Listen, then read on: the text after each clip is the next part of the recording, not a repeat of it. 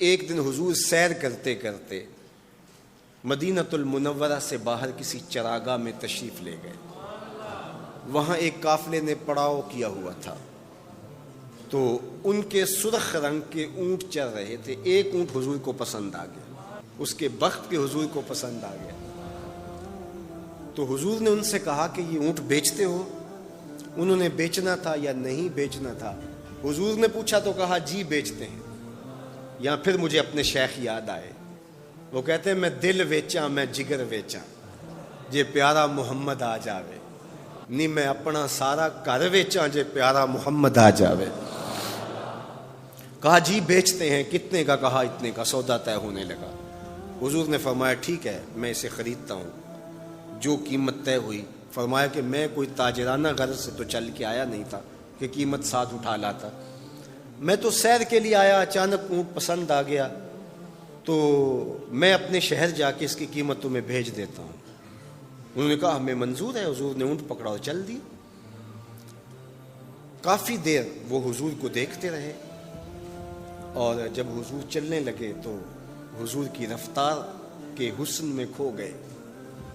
جب نظروں سے اوجھل ہو گئے تو دل پہ ہاتھ رکھ کے کھڑے ہو گئے. تھوڑی دیر گزرنے کے بعد سکتے سے باہر آئے تو ایک دوسرے سے پوچھنے لگے یار یہ جو شخص آیا تھا کسی نے اس کا پتہ بھی پوچھا؟ کسی کو ادھار سودا دیا جاتا ہے تو آپ اسے جانتے ہوتے ہیں تبھی دیتے ہیں نا، یا درمیان میں کوئی ضامن ہو، یا پھر وہ کوئی شے گروی رکھ دے تو اس کے عوض میں آپ سودا دے دیتے، اور نقد دیں تو آپ کو ان چیزوں کی ضرورت نہیں ہوتی. تو کہا ایک شخص آیا اور اونٹ لے گیا، کسی کو پتا ہے یہ شخص کون تھا؟ تو انہوں نے کہا نہیں ہمیں نہیں پتا. یار عجیب کہانی ہے، ایک شخص آیا قیمتی اونٹ لے گیا اور اپنا پتہ بھی نہیں بتا کے گیا، کوئی درمیان میں ضامن بھی نہیں رکھا اس نے، اور کوئی شے بھی گروی نہیں رکھی. ایک بولا یار جب وہ باتیں کرتا تھا اس کے منہ سے نور جھڑتا تھا، میں تو اس کے چہرے کو دیکھتا رہ گیا. اذا سر استنار وجہہ، اس کے چہرے سے نور نکلتا تھا. دوسرا بولا یار جب وہ مسکراتا تھا تو میں تو اس کی مسکراہٹ میں ہی کھو گیا. ایک نے کہا جب وہ بات کرتا تھا منہ سے چھن چھن نور کی کرنیں نکلتی تھی. اللہ اکبر. ایک کہا یار میں تو اس کی زلفوں کے پیچ و خم میں کھو گیا. اللہ اکبر. ایک کہنے لگا یار میں تو اس کی آنکھوں میں ڈوب گیا. کیا خوب سجن دیاں اکھیاں نے، کیا خوب سجن دیاں اکھیاں نے جویں پر کے سرائیاں رکھیاں نے. تو اجے میرا یار نہیں ڈٹھا جنوں ویکھ کے چن شرماوے. ادھی راتیں دن چڑھ جاوے جیو رخ تو نقاب اٹھاوے. تے جے او نکلے سیر کرن نو سارا گلشن سیس نواوے اتے دھرتی لف لف جاوے.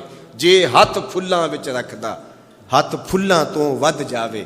نین نشیلے مست رسیلے وچ سونا کجل سہاوے. اکھ اگڑے تے انج پیا جاپے جویں میں خانہ کھل جاوے. تے جے او کھولے پیچ زلف دے اتے راہی راہ پل جاوے. توبہ توبہ حسن سجن دا چال نہ چلی جاوے. بجلی ڈردی لشک نہ مارے متا بے ادبی ہو جاوے. علم خدا نے اینا دتا عقلاں وچ نہ آوے. عقل خدا نے اینی دتی علماں وچ نہ آوے. کی اعجاز نظر وچ او دی جو آوے وک جاوے. خلق او دے نے مول ہی دنیا کوئی ورلا ہی جان بچاوے. آزم ایڈا سونا ماہی سانو کدرے نظر نہ آوے. انہوں نے کہا یار ہم تو اس کے حسن میں کھو گئے، کسی کو یاد ہی نہیں رہا اس کا پتہ پوچھ لیتا. انہوں نے کہا جو بھی ہوا سو ہوا. اب وہ اپنے حسن کا جادو جگا کے تم سے قیمتی اونٹ ہتھیا کے لے گیا، اب وہ نہیں آئے گا. تو جب انہوں نے یہ کہا نا اونٹ ہتھیا کے لے گیا، امام زرقانی نے لکھا ہے باقی لوگوں نے بھی کہ اب تک خاموش بیٹھی قافلے کے سردار کی بیوی نے خیمے کا پردہ سرکایا، اور جنہوں نے کہا وہ اونٹ ہتھیا کے لے گیا ان سے مخاطبت کرتے ہوئے اس نے کہا انا ضامنۃ لسامان جمالکم لا یغدر بکم. اگر وہ پیسے دینے نہ آیا تو میں ضامنہ ہوں، مجھ سے پیسے لے لینا. اچھا تو جانتی ہے اسے؟ کہا اللہ میں بھی نہیں جانتی. تو کہا پھر ضمانت کیسے دے رہی ہو؟ کہا جب تم سودا کر رہے تھے میں نے خیمے کی اوٹ سے اس کا چہرہ دیکھا تھا، اور جس کا چہرہ اتنا سونا ہو وہ جھوٹا ہو ہی نہیں سکتا ہے. اللہ اکبر. ابھی تھوڑی دیر گزری. فلما کان العشاء اتانا رجل فقال انا رسول اللہ صلی اللہ علیہ وسلم الیکم ھذا تمرکم وکلوا واشبعوا واقتالوا واستوفوا. کہتے ہیں کہ وہ ایک شخص آیا, اس نے کہا یہ کھجوریں حضور نے تمہاری ضیافت کے لیے بھیجی ہیں اور ان کھجوروں سے اپنی قیمت پوری کر لو. انہوں نے کہا کہ ہم قیمت کیا لیں گے, خود بک گئے ہیں, تیری تک کے ادامہ میں مرید ہو گئے, ہمیں بتا وہ پیارا رہتا کہاں ہے. تو انہوں نے کہا وہ جو نخلستان نظر آ رہا ہے, وہ کھجوروں کے جھنڈ دکھائی دے رہے ہیں, یہی ڈیرا ہے اس مدنی ماہی کا. تو سارا قبیلہ وہاں سے اٹھا, وفد طارق کے نام سے اس کی شہرت ہے, اور حضور کے قدموں میں گیا اور حضور کے ہاتھوں میں ہاتھ دے کے اسلام قبول کر لیا. اللہ نے اپنے محبوب کا چہرہ ہی ایسا بنا دیا, دیکھنے والے کہا کرتے ہیں اللہ اللہ, یاد آتا ہے خدا دیکھ کے صورت تیری. آقا کریم نے صفوں کو سیدھا کرنے کی تلقین کرتے ہوئے کہا کہ مت سمجھنا کہ میں صرف آگے دیکھ رہا ہوں, میں آگے بھی دیکھ رہا ہوں, میں پیچھے بھی دیکھ رہا ہوں, تمہارے رکوعوں کو بھی دیکھ رہا ہوں, اور دلوں میں پیدا ہونے والے خشوعوں کو بھی دیکھ رہا ہوں. یہ حضور کی نظر کا کمال ہے. اور حضرت عبداللہ ابن عباس رضی اللہ تعالیٰ عنہ فرماتے ہیں کان رسول اللہ صلی اللہ علیہ وآلہ وسلم یرا فی اللیل فی الظلمہ کما یرا فی النہار فی الضوء. حضور رات کی تاریکی میں یوں دیکھتے تھے جس طرح دن کے اجالے میں دیکھتے تھے. میں نہیں دیکھ سکتا, یہ دیکھو یہ روشنیاں ہیں, یہ لائٹیں لگی ہوئی ہیں اور میں یہاں سے دیکھ رہا, اگر یہ چراغاں ختم ہو جائے, یہ روشنیاں بجھ جائیں, تو وہ دور چیزیں لکھی ہوئی ہیں وہ تو دکھائی نہیں دے گی, یہ کتاب میری جھولی میں بھی ہوگی میں پھر بھی نہیں دیکھ سکوں گا, اس لیے کہ میری آنکھیں نور ہیں, لیکن یہ اتنی دیر تک نہیں دیکھ سکتی جب تک یہ خارج کی روشنی بھی موجود نہ ہو. لیکن حضور سراپا نور ہیں, حضور ظلمت میں بھی دیکھتے تھے, روشنی میں بھی دیکھتے تھے. چونکہ میری آنکھیں ان روشنیوں کی محتاج ہیں, کائنات کی ساری روشنیاں شمس و قمر بھی میرے حضور کے محتاج ہیں. اس لیے حضور علیہ الصلوۃ والسلام شمس و قمر کی روشنی کے محتاج نہیں تھے. حضور کی مبارک آنکھیں جو ہیں وہ اندھیرے میں بھی دیکھتی تھیں اور حضور کی آنکھیں روشنی میں بھی دیکھتی تھیں. آقا کریم علیہ السلام نے ایک موقع پہ ارشاد فرمایا وَإِنَّ مَوْعَدَكُمُ الْحَوْض وَإِنِّي لَأَنظُرُ إِلَيْهِ مِن مَقَامِي هَذَا. بخاری مسلم باقی کتب حدیث میں موجود ہے. فرمایا کہ تمہارا جو حوض کوثر پر وعدہ ہے جہاں میں تمہیں جام بھر بھر کے دوں گا, فرمایا میں یہاں کھڑا ہوں اور یہاں کھڑے ہو کے اس کو دیکھ رہا ہوں. حضور یہاں کھڑے ہیں اور وہاں دیکھ رہے ہیں. ایک دن حضور صلاۃ الاستسقاء پڑھا رہے تھے, جب بارش نہ ہو رہی ہو تو اس کی جو نماز پڑھائی جاتی ہے اللہ کے حضور دعا کرنے کے لیے, تو اس کو صلاۃ الاستسقاء کہا جاتا ہے. ام المومنین سیدہ عائشہ رضی اللہ تعالیٰ عنہا سے مروی ہے. تو نماز پڑھاتے پڑھاتے حضور نے ہاتھ آگے کیا پھر پیچھے کھینچ لیا. تو عمومی طور پہ ایسا نہیں ہوتا. تو صحابہ نے جب دیکھا تو بعد میں کسی نے پوچھا حضور آج نماز میں آپ نے ہاتھ آگے بڑھایا اور پیچھے کھینچ لیا, مجھے بتائیے کہ حالت نماز میں نظر کہاں ہونی چاہیے؟ جائے سجدہ پہ ہونی چاہیے نا, لیکن صحابہ حضور کو دیکھ رہے ہیں. اللہ اکبر. صحابہ سے کسی نے پوچھا کہ تم بتاؤ ظہر اور عصر کی نمازوں میں حضور قرات کرتے تھے؟ کہاں کرتے تھے, بخاری میں. تمہیں کیسے پتا ہے کرتے تھے؟ کہا نحن نعلم باضطراب لحیتہ, ہم حضور کی مبارک داڑھی کی جنبش سے اندازہ کرتے تھے کہ قرات ہو رہی ہے. معلوم ہوا نماز بھی چلتی رہتی تھی, رخ محبوب کی دید بھی ہوتی رہتی تھی. اور اقبال کہتا ہے شوق تیرا اگر نہ ہو میری نماز کا امام, میرا رکوع بھی حجاب میرا سجود بھی حجاب. اللہ اکبر. تو حضور نے ہاتھ آگے بڑھایا اور پھر کھینچ لیا. پوچھا گیا حضور یہ آج نماز میں ایک نئی چیز ہم نے دیکھی, آپ نے ہاتھ آگے بڑھایا پھر کھینچ لیا. فرمایا ہاں, جنت میں کھجوروں کا ایک خوشہ لٹک رہا تھا, میں اس کو توڑنے کے لیے ہاتھ ڈالا تھا, پھر میں نے چھوڑ دیا, اور اگر میں توڑ لیتا تم قیامت تک کھاتے رہتے, ختم نہ ہوتا. لیکن میں نے کہا نہیں چلو پھر قیامت کو ہی صحیح. اب حضور کھڑے کہاں ہیں؟ مدینۃ المنورہ میں. اور جنت کہاں ہے؟ سدرۃ المنتہا سے اوپر. سر پٹ گھوڑا دوڑے اور تیز رفتار گھوڑا، تازی گھوڑا، 500 سال دوڑنے کے بعد پہلے آسمان تک پہنچے. پھر اتنی موٹائی آسمان، پھر دوسرا آسمان، پھر تیسرا آسمان، درمیان میں پھر خلائیں بھی، پھر وہاں سے 7 آسمانوں کے بعد کہیں سدرۃ المنتہا. اور قرآن بتاتا ہے کہ جنت بھی سدرۃ المنتہا کے پاس ہے. پھر آگے جنت، اور جنت کے جو درخت ہیں وہ 70,000 سال کی اونچائی پر ہیں. وہاں لٹکتی ہوئی کھجوروں کے خوشے. اور حضور علیہ السلام نے یہاں کھڑے ہو کے ہاتھ بڑھایا اور وہاں حضور کا ہاتھ پہنچ گیا. یہ ہاتھ کے پہنچنے کی منتہا نہیں ہے، ضرورت یہاں تک کی تھی لہٰذا یہاں تک پہنچا.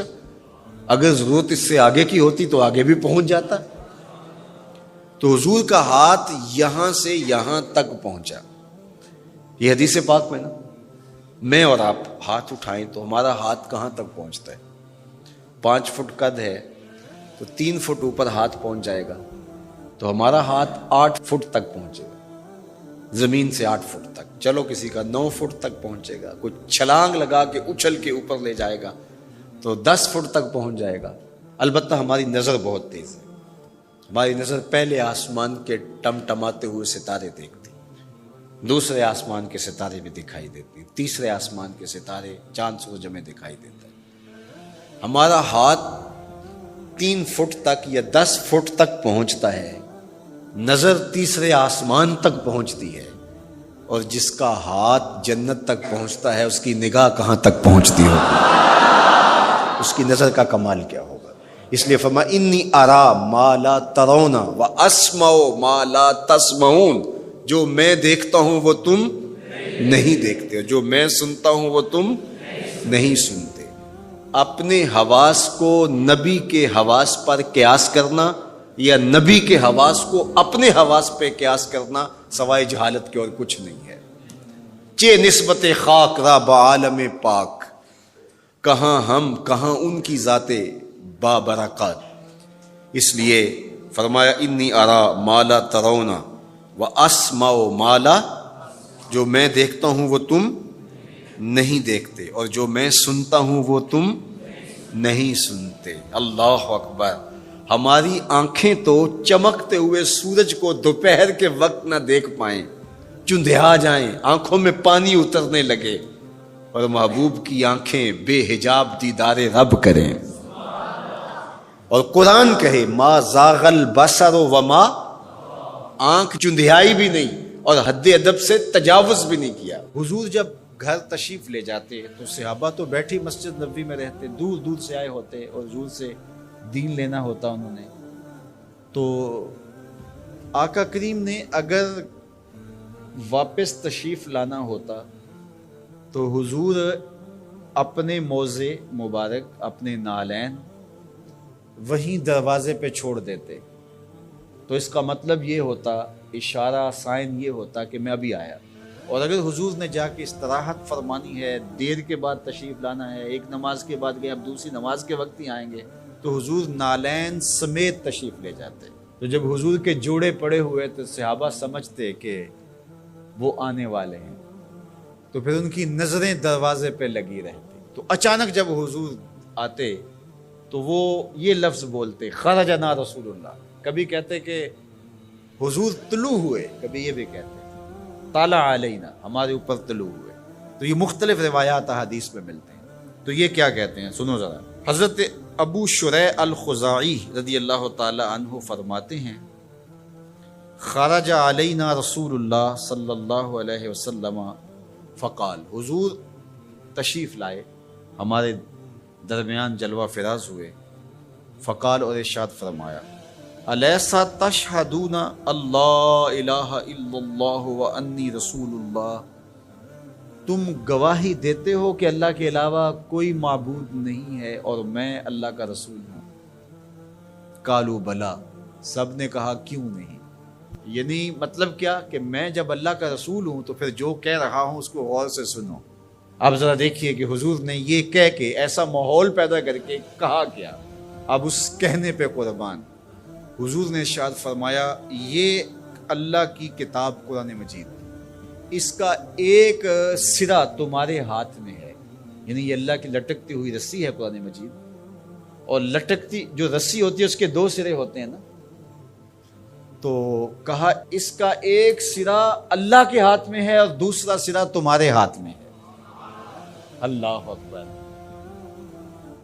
فتمسکو، اس کو مضبوطی سے پکڑ لو۔ دیکھیے یہ لائٹ جل رہی ہے نا، اس کے اندر تار لگی ہوئی ہے، تار کا ایک سرا مین پاور ہاؤس سے جڑا ہوا ہے اور دوسرا سرا اس لائٹ سے جڑا ہوا ہے، تو اگر یہ دوسرا سرا مضبوطی سے یہ لائٹ پکڑ لے تو پھر روشنی دے گی نا، اجالا دے گی، ظلمت مٹائے گی، لیکن ادھر سے تو جڑا ہوا ہے، لیکن یہ ادھر سے نہ پکڑے تو بتاؤ روشنی ہوگی؟ تو کہا کہ قرآن ایسی اللہ کی کتاب ہے، اللہ کی لٹکتی ہوئی رسی ہے، جس کا ایک سرا تمہارے رب کے دستے قدرت میں ہے، دوسرا سرا تمہارے ہاتھ میں ہے۔ فتمسکو، کہا جوڑ مضبوط کر لو، پکی طرح سے اس کو پکڑ لو۔ جب پکی طرح سے پکڑ لو گے تو فرمایا فَإِنَّكُمْ لَن تَدِلُّوا، ظلمت تمہارے قریب بھی نہیں آ سکتی، چانن ہی چانن ہوگا، اور کبھی بھی تم گمراہ نہیں ہو سکتے، کبھی بھی ہلاک نہیں ہو سکتے۔ تو یہ راز یہ لائٹ پا گئی ہے، یہ راز یہ پنکھا پا گیا ہے کہ ایک سرا تو تار کا پاور ہاؤس سے جڑا ہے اور پورا کرنٹ آ رہا ہے، لیکن اگر ادھر سے اس کا کنیکشن کمزور ہو گیا تو یہ چل نہیں پائے گا، یہ روشن نہیں ہو پائے گی۔ قرآن اللہ کی وہ لٹکتی ہوئی رسی ہے جس کا ایک سرا تو رب کے دستے کرم میں ہے اور دوسرا سرا جو ہے وہ فرمایا تمہارے ہاتھ میں ہے، اور جب اس کو زور سے پکڑا ہوا ہو تو روشنی ہوگی نا۔ تو جب یہ تصور آتا ہے کہ یہ قرآن اللہ کی لٹکتی رسی ہے، حبل ممدود من السماء الى الارض، آسمان سے زمین کی طرف لٹکتی ہوئی اللہ کی رسی ہے، تو جب زور سے اس کو پکڑیں گے، مضبوطی سے تھامیں گے، ایقان کے ساتھ، یقین کے ساتھ تمسک کریں گے، تو پھر باطن میں چراغاں کیوں نہیں ہوگا، تو پھر کرنٹ کیوں نہیں آئے گا، پھر کیوں جو ہے وہ توانائی پیدا نہیں ہوگی، تو پھر تو ایک عجیب کیفیت پیدا ہوگی نا کہ یہ وہ قرآن ہے جس کا ایک سرا رب کے دستے کرم میں اور ایک سرا ہمارے ہاتھ میں ہے۔ کتنی خوبصورت میرے حضور نے مثال دی۔ تو اس سے ہدایت ہی ہدایت، نور ہی نور اور روشنی ہی روشنی نصیب ہوگی۔ اچھا، اس عنوان سے صرف ایک روایت سن لیجئے۔ حضور نے ارشاد فرمایا، حضرت عبداللہ ابن عباس رضی اللہ تعالیٰ عنہ کی مرویات سے ہے، حضور نے ارشاد فرمایا کہ جس نے فساد امت کے دور میں میری ایک سنت کے ساتھ تمسک اختیار کیا، میری ایک سنت کو مضبوطی سے پکڑ لیا، جب فساد بپا ہوگا، جب میری سنتوں کو توڑا جا رہا ہوگا، دین کی قدردانی نہیں ہوگی، لوگ دین کی پرواہ نہیں کریں گے، خواہشات کے غلام بن جائیں گے، اس زمانے میں جس نے میری ایک سنت کو مضبوطی سے پکڑ لیا، میرے اور آپ کے آقا و مولا فرماتے ہیں اللہ اسے 100 شہیدوں کا ثواب عطا فرمائے گا۔ حضرت شیخ ابو صالح موسیٰ جنگی دوست علیہ رحمان ایک نہر کنارے وضو کر رہے تھے کہ پانی کے بہاؤ پر ایک سیب بہتا ہوا آیا۔ بھوک پہلے ہی لگی تھی، سیب کو دیکھا تو اشتہا غالب ہو گئی، سیب اٹھایا اور کھا لیا۔ جب کھا چکے تو معان خیال آیا کہ یہ تو میرا تھا ہی نہیں، تو جدھر سے پانی آ رہا تھا، بہاؤ جدھر سے تھا، ادھر کو سفر شروع کر دیا۔ تھوڑی دیر چلنے کے بعد دیکھا کہ ایک باغ ہے اور اس میں سیب کے درخت ہیں اور اس کی شاخیں پانی کی طرف جھکی ہوئی ہیں۔ مالک باغ کے پاس گئے، کہا کہ آپ کے باغ کا کوئی ٹوٹا ہوا سیب اور میں کھا بیٹھا ہوں، تو اس کی قیمت مجھ سے لے لیجئے یا مجھے معاف کر دیجیے۔ تو مالک باغ کا نام تھا عبداللہ صومعی، اور وہ بھی زاہد، نیک اور پارسا تھے۔ جب انہوں نے دیکھا کہ اس نوجوان نے سیب کھانے پر مجھ سے معذرت کی ہے یا پیسے دینے کے لیے تیار ہے، یہ تو کوئی جوہر ہے، کہا 12 سال میرے باغ کی نوکری کرنی پڑے گی، اس کے بعد ایک شرط اور ہے، پوری کر دو گے تو میں تمہیں معاف کر دوں گا۔ کہا ٹھیک ہے، 12 سال نوکری کرتے رہے۔ کہا اب دوسری شرط ہے کہ میری ایک بیٹی ہے جو آنکھوں سے نابینا ہے، کانوں سے بہری ہے، زبان سے بول نہیں سکتی، اپاہج بھی ہے، چل نہیں سکتی، اس کے ساتھ تمہیں نکاح کرنا ہوگا۔ کہا یہ بھی منظور ہے۔ نکاح ہو گیا۔ کہا اس کمرے میں تمہاری بیوی تمہارا انتظار کر رہی ہے۔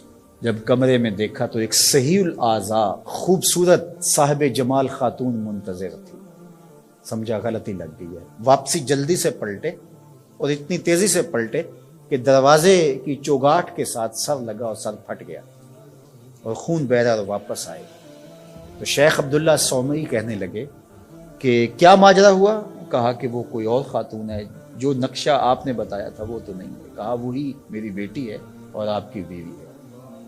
وہ بہری اس لیے ہے کہ آج تک اس کے کانوں نے غیر محرم کی آواز نہیں سنی۔ وہ نابینا اس طرح ہے کہ آج تک اس نے غیر محرم کی شکل تک نہیں دیکھی۔ اپاہج اس لیے ہے کہ وہ غیر محرم کے لیے کہیں چل کے نہیں گئی۔ اسی طرح باقی جو چیزیں بتائی تھی ان کی تعبیر بتائی۔ کہا وہی تمہاری بیٹی ہے۔ عبداللہ صومعی کی اس بیٹی جس کا نام ام الخیر تھا اور شیخ ابو صالح موسیٰ جنگی دوست کی بیوی، تو یہ صالح نوجوان اور یہ صالحہ خاتون نکاح کی بندھن میں بندھ گئے۔ اللہ تعالیٰ نے پھر ان کو ایک فرزند عطا کیا۔ اس فرزند کا نام الشیخ السید عبد القادر جیلانی علیہ رحمہ و رضوان تھا۔ اقبال نے کہا تھا سیرت فرزند از امہات، جوہر صدق و صفا از امہات۔ بیٹوں کی بیٹیوں کی سیرتوں کا جوہر ماؤں سے ہوتا ہے۔ باپ کا رزق حلال اولاد پہ اثر انداز ہوتا ہے۔ رزق حلال اگر آپ کی زندگی میں شامل ہو جائے تو پھر اس کا عملی نتیجہ یہ ہے کہ ایک صالح معاشرت کی بنیاد پڑتی ہے اور آپ صالح معاشرت کے ایک بہترین فرد ہوتے ہیں۔ جس طرح رزق حلال نسلوں میں سرایت کرتا ہے اس کی برکتیں، اسی طرح سچائی اگر کسی معاشرے کے اندر پیدا ہو یا کسی فرد کے اندر پیدا ہو تو سچ اپنا راستہ بناتا ہے۔ اگر آپ کی زبان سچ نہیں بولتی اور آپ حلال رزق نہیں کھاتے تو پھر آپ جتنے مرضی نفل پڑھیں، جتنی مرضی عبادتیں کریں، اللہ کی قربت کا تصور بھی نہیں کیا جا سکتا۔ نجات کا راستہ یہ ہے کہ ہم ان دو چیزوں کو اپنی زندگی میں لازم کر لیں۔ اور آج چونکہ 11 ربیع الثانی ہے اور پوری دنیا کے اوپر حضرت شیخ عبد القادر جیلانی علیہ رحمہ و رضوان کا یوم منایا جاتا ہے، اور چونکہ وہ 11 تاریخ کو لوگوں کو جمع کر کے دین سکھایا کرتے تھے، اور ملا علی قاری نے نزہۃ الخاطر الفاطر فی مناقب شیخ عبد القادر میں لکھا ہے کہ آپ کے خطبے میں اجتماع 70 ہزار لوگوں کا ہوتا تھا، اور یہ ہر 11 کو کیا کرتے تھے۔ اس وجہ سے اپنی سہولت کے لیے جس طرح ہم مقرر کوئی دن کر لیتے ہیں کہ ہر پیر کو محفل ہوگی، ہم مقرر کرتے ہیں ہر ماہ کی پہلی تاریخ کو محفل ہوگی، تو انہوں نے یہ دن مقرر کیا تھا۔ اور اس دن میں جب لوگ دور دور سے آتے، بغداد کے بھی بابو شیخ پہ لوگ جمع ہوتے اور باقی شہروں سے بھی لوگ اس دن آتے کہ چلو آپ کا آواز سنیں گے، تو آنے والوں کو کھانا بھی کھلایا جاتا، کیونکہ حضرت شیخ فرماتے ہیں کہ آدھا فقر بھوکوں کو کھانا کھلانا اور ننگوں کو لباس پہنانا ہے۔ تو جب جو لوگ آتے تھے تو ان کو کھانا بھی کھلایا جاتا۔ اب لوگوں کو صرف کھانا یاد رہ گیا ہے، اور جو واز کیا کرتے تھے، جو اس اجتماع کی روح تھی جس کے لیے سارے لوگ آتے تھے، وہ ہم نے بھلا دیا۔ تو ہم عمومی طور پہ رسم پرست ہو جاتے ہیں، روحیں ہم سے رخصت ہو جاتی ہیں، جو بھی چیزیں ہوتی ہیں ان کی روحیں ختم ہو جاتی ہیں اور ان کی رسمیں باقی رہ جاتی ہیں۔ اور یہ ہمارا المیہ ہے شروع سے، بلکہ اقبال نے کہا کہ پورا دین ہی جو ہے وہ ہم نے رسم رکھ لیا ہوا ہے، اس کی روحیں ہم سے رخصت ہو گئی ہے۔ رہ گئی رسم ازاں روح بلالی نہ رہی، فلسفہ رہ گیا تلقین غزالی نہ رہی، مسجد مرثیہ خواہیں کہ نمازی نہ رہے، یعنی صاحب اوصاف وہ حجازی نہ رہے۔ حضور نے ارشاد فرمایا لا یبقى من الاسلام الا اسمہ ولا یبقى من القرآن الا رسمہ، مساجدہم عامرۃ وہی خراب من الہدی۔ ایک وقت آئے گا کہ قرآن صرف رسم کے طور پہ باقی رہ جائے گا، اور جو ہے وہ اسلام کا صرف نام باقی رہ جائے گا۔ مسجدیں زیب و زینت کے لحاظ سے تو آباد ہوں گی، بڑے اونچے اونچے مینار ہوں گے، گنبد اچھے ہوں گے، قالین اچھے بچھے ہوں گے، دیواریں منقش ہوں گی، یہ سب کچھ تو ہوگا، لیکن نمازیوں سے خالی ہو جائیں، ہدایت کے نور سے خالی ہو جائیں۔ تو آج یہی ماجرا ہے کہ ہر چیز کی رسم باقی رہ گئی ہے۔ قرآن مجید کی ایک آیت ہے جس کا غلط مفہوم لیا جاتا ہے، لا اکراہ فی الدین۔ تو اس کا جو مفہوم لیا جاتا ہے عمومی طور پہ وہ یہ ہے کہ دین میں کوئی جبر نہیں ہے، اور جبر سے مراد مذہب بیزار طبقہ یہ لیتا ہے کہ کسی قسم کا کوئی قانون اور کوئی ضابطہ جو مذہب عائد کرتا ہے وہ نہیں ہے۔ تو یہ مولویوں کی پیدا کردہ سختی ہے، اور انہوں نے دین کو مشکل بنا دیا ہے، اور حدود و تعزیرات، قوانین، ضوابط، چور کا ہاتھ کاٹو، زانی کو سنگسار کرو، کوڑے مارو حد قذف میں، اور مختلف اوقات کے اندر مختلف عبادتوں کا لزوم۔ تو یہ کیا ہے جب قرآن کہتا ہے لا اکراہ فی الدین، دین میں کوئی سختی نہیں ہے، کوئی جبر نہیں ہے، جو مرضی کرو۔ تو یہ اس کا مفہوم نکالا۔ اور ایک طبقہ ایسا ہے کہ جو دین کو اس طرح پیش کرتا ہے اور اس طرح سے دین کو لوگوں کے سامنے رکھتا ہے کہ جس طرح دین پر عمل کرنا کوئی آسان کام نہیں ہے، اور اس کو وہ مشکل اتنا بنا دیتا ہے کہ لوگ گھبرا جاتے ہیں کہ ہم تو پھر دین پہ نہیں چل پائیں گے، چند لوگ ہی دین پہ چل سکتے ہیں، جبکہ یہ دونوں چیزیں افراط و تفریط سے تعلق رکھتی ہیں۔ تو آیت کریمہ کا صحیح مفہوم یہ ہے، لا اکراہ فی الدین کا مطلب یہ ہے کہ دین قبول کروانے میں کسی پر سختی نہیں کی جائے گی کہ تو ضرور مسلمان ہے، یہ اس کا مفہوم ہے۔ اب کوئی دین قبول کر چکا ہے اور پھر احکام شریعہ اس کے اوپر نافذ ہوں گے تو یہ تو ہوں گے، تو اس پر یہ نہیں ہے کہ اب اس پر سختی نہیں کی جائے گی۔ جو اس جامعہ میں، اس درس گاہ میں داخل نہیں ہوتا، پڑھنا نہیں چاہتا، تو ہم اس کو دھکے سے گھر سے اٹھا کر کے یہاں داخلہ نہیں دے سکتے۔ جس کی مرضی ہو آئے اور جس کی مرضی ہو نہ آئے، لیکن جو شخص یہاں آ کے داخل ہو گیا، پھر یہاں جو ہم نے ضوابط اور قوانین بنائے ہیں ان کا وہ پابند ہوگا، اس لیے کہ وہ اپنی مرضی سے آیا ہے اور اس نے یہاں آ کر کے داخلہ لیا ہے۔ تو اب وہ کہے کہ میں نہیں مانتا تو وہ باغی کہلائے گا۔ تو اسلام کے اندر کسی کو سختی سے داخل نہیں کیا جائے گا، ترغیب دی جائے گی۔ اور قرآن مجید کی اس آیت کریمہ کو اگر پورا پڑھیں تو سارا مفہوم واضح ہے، لا اکراہ فی الدین، دین لانے کے حوالے سے کوئی زبردستی نہیں ہے۔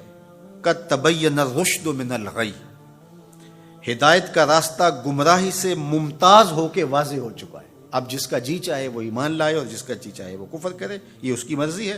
اگر اللہ چاہتا تو کسی کے دل میں کفر پیدا ہی نہ ہوتا، سب مسلمان ہوتے، لیکن اللہ تعالیٰ جل شانہ کی حکمت یہ نہیں ہے۔ انا ہدیناہ السبیل اما شاکرا و اما کفورا، ہم نے حق کے راستے واضح کر دیے۔ اب جس کی مرضی ہو وہ کفر کے راستے پہ چلے، جس کی مرضی ہو وہ اسلام کے راستے پہ چلے، اس کی اس مرضی کی وجہ سے ہی تو جزا و سزا ہے۔ اگر اس کی مرضی سلب کر لی جائے اور وہ ایمان لانے پہ مجبور ہو تو پھر اس کا یہ کمال کون سا ہوا؟ تو کمال تو یہی ہے کہ دونوں راستے ہیں اور دونوں راستے اسے دکھائی دے رہے ہیں، اور وہ اپنے اختیار سے خیر کا راستہ اختیار کرتا ہے تو جزا ملے گی، اور اپنے اختیار سے برائی کی راہ پہ چلتا ہے تو اس کو جو ہے وہ سزا ملے گی۔ لیکن اگر اس کا اختیار ہی نہیں ہے برائی کے راستے پہ چلنے کا تو پھر اس کو سزا کیوں دی جائے؟ تو یہ بات ذہن میں رکھیے گا، یہ اختیار پر جزا اور سزا ہے۔ تو آیت کریمہ کا مفہوم یہ بتاتا ہے کہ جو چاہے وہ حق پہ آئے، اس پہ مجبور نہیں کیا جائے گا۔ باقی احکام شریعہ پر عمل پیرا ہونا تو یہ ایک امر آخر ہے۔ تو یہ سراسر نفسانی خواہش ہے کہ اسلام ہمارے اوپر کوئی پابندی نہ لگائے، جس طرح ہم چاہیں اس طرح ہی چلیں اور ہماری زبان پہ کلمہ بھی جاری رہے۔ میں بھی ہوٹل میں پیو، چندہ بھی مسجد میں دو، شیطان بھی خوش رہے، خدا بھی ناراض نہ ہو، یہ کیسے ہو سکتا ہے؟ تو لا اکراہ فی الدین کا جو مفہوم لوگوں نے تراش لیا کہ اسلام کا کوئی ضابطہ قانون ہم قبول نہیں کریں گے، ہم خواہش اور مرضی کی زندگی بسر کریں گے، یہ سراسر دین کی منشا کے برعکس چیز ہے۔ ہماری پستی کمایا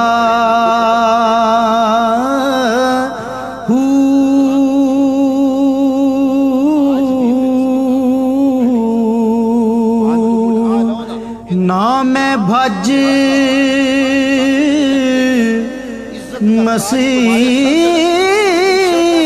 مسیتی وڑیا نا تسبہ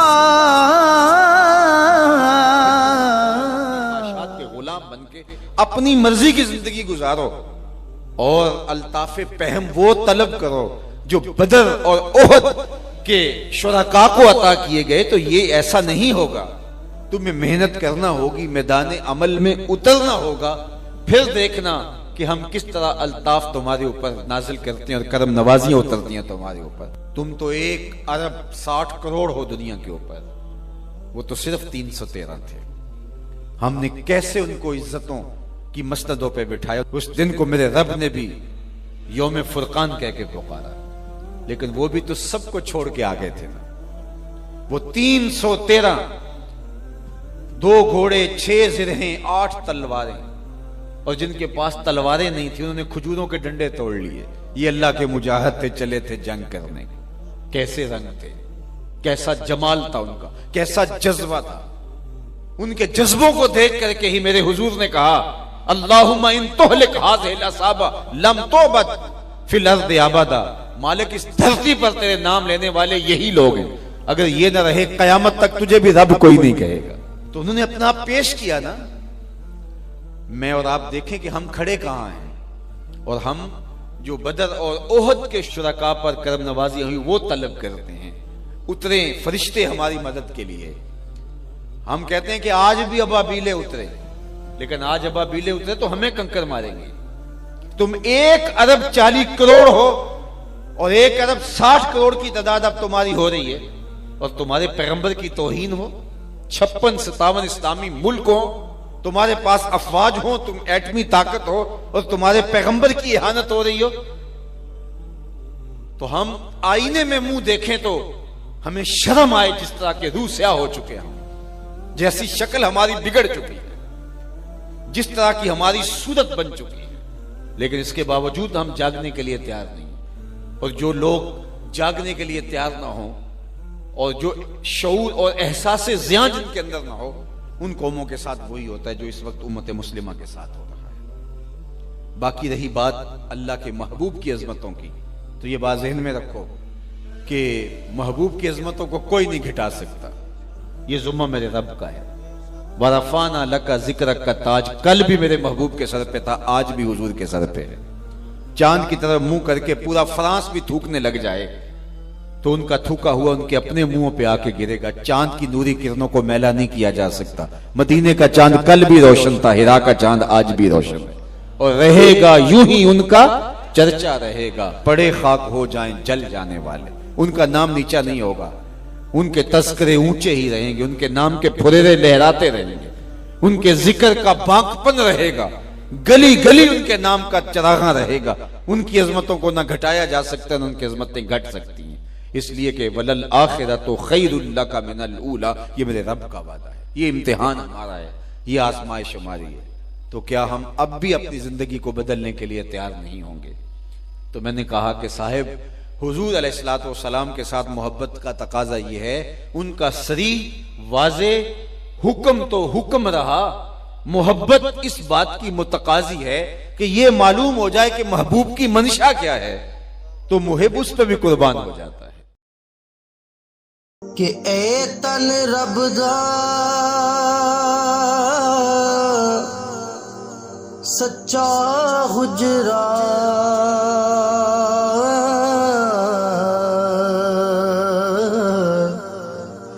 تے کھڑیا با